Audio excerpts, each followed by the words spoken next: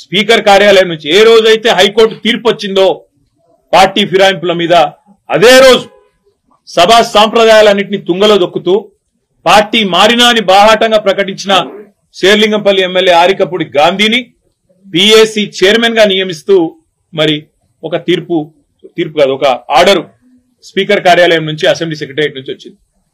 దాని తర్వాత సహజంగానే హైకోర్టును బేఖాతరు చేస్తూ సుప్రీంకోర్టు తీర్పును బేఖాతరు చేస్తూ రాజ్యాంగ విలువలకు అసెంబ్లీ సాంప్రదాయాలకు పార్లమెంటరీ పద్ధతులకు అన్నిటికీ తిలోదకాలిస్తూ ఇదేం పద్ధతి, అసలు ఆయన ఏ పార్టీలో ఉన్నాడు అని మా వాళ్ళు అడిగినారు.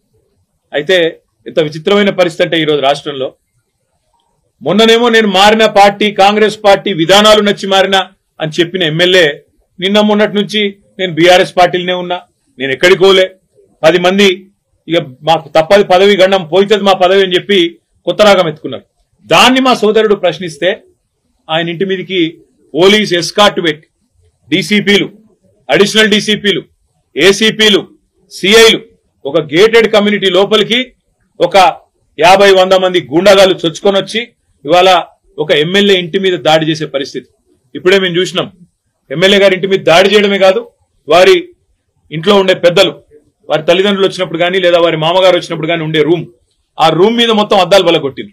అందులో ఉన్న పెద్దలకు ఏమైనా అయ్యింటే, ఏమైనా జరిగింటే, జరగకూడదు ఏమైనా జరిగింటే ఎవడు బాధ్యుడు? రేవంత్ రెడ్డా లేకపోతే ఇక్కడ దాడి చేయడానికి వచ్చిన ఆరికపూడి గాంధీ? ఈ రకమైన గూండాగిరి, ఈ రకమైన దౌర్భాగ్యం హైదరాబాద్ 10 ఏళ్లలో ఎన్నడూ లేదు.